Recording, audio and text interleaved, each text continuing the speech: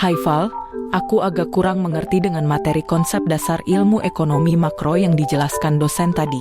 Bisakah kamu tolong bantu jelaskan kembali? Oh, tentu saja boleh. Kamu mau aku jelaskan bagian yang mana? Aku kurang mengerti tentang definisi makroekonomi, ruang lingkup makroekonomi dan aspek makroekonomi itu apa aja sih tadi? Oke, aku jelasin satu-satu ya. Jadi, makroekonomi itu merupakan bagian dari ilmu ekonomi yang secara khusus mempelajari mekanisme bekerjanya perekonomian secara keseluruhan. Nah, yang termasuk di dalamnya tuh ada pertumbuhan dalam pendapatan, perubahan dalam harga, dan juga tingkat pengangguran. Oh, begitu. Kalau ruang lingkup ekonomi makro itu mencakup apa saja? Ruang lingkup ekonomi makro tuh mencakup 3.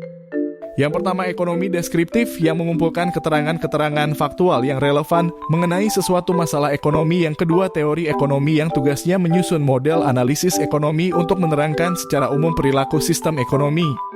Dan yang ketiga, ada ekonomi terapan yang menggunakan hasil-hasil pemikiran yang terkumpul dalam teori ekonomi untuk menerangkan keterangan-keterangan yang dikumpulkan oleh ekonomi deskriptif tadi.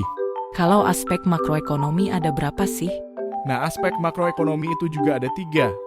Yang pertama ada aspek ontologi yang merujuk pada pertanyaan mendasar tentang apa yang menjadi objek studi, struktur, dan sifat dari fenomena ekonomi dalam skala besar, seperti pertumbuhan ekonomi, inflasi, pengangguran, dan kebijakan fiskal. Ini mencakup pemahaman tentang bagaimana fenomena ekonomi tersebut ada, berinteraksi dan dijelaskan dalam kerangka ontologis tertentu, termasuk pandangan tentang realitas, entitas, hubungan kausal, dan sifat-sifat fundamental dari ekonomi sebagai suatu sistem. Yang kedua ada aspek epistemologi, ini mengacu pada cara kita memperoleh pengetahuan tentang fenomena ekonomi dalam skala besar. Ini termasuk pertanyaan tentang sumber-sumber pengetahuan, metode-metode penelitian, asumsi-asumsi yang digunakan dalam analisis, dan batasan-batasan dalam pemahaman kita tentang ekonomi makro. Contohnya, apakah pengetahuan tentang kebijakan moneter didasarkan pada data empiris, model matematis, atau teori-teori ekonomi tertentu, dan bagaimana cara kita menafsirkan hasil dari pendekatan-pendekatan ini. Epistemologi makroekonomi juga membahas tentang keandalan, validitas, dan generasabilitas dari pengetahuan ekonomi makro tersebut. Aspek yang ketiga itu ada aspek aksiologi yang meliputi apa nilai guna dari teori ekonomi makro.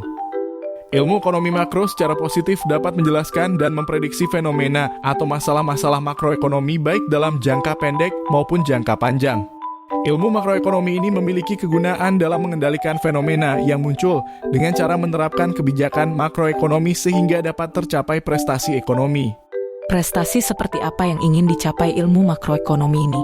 Prestasi yang ingin dicapai ini meliputi inflasi yang rendah, tingkat kesempatan kerja tinggi, dan pengangguran rendah, neraca pembayaran dapat berimbang, nilai mata uang domestik stabil, serta pertumbuhan ekonomi juga menjadi stabil. Bagaimana? Apakah kamu sudah cukup mengerti dengan penjelasanku? Ya, aku sudah cukup mengerti. Terima kasih ya.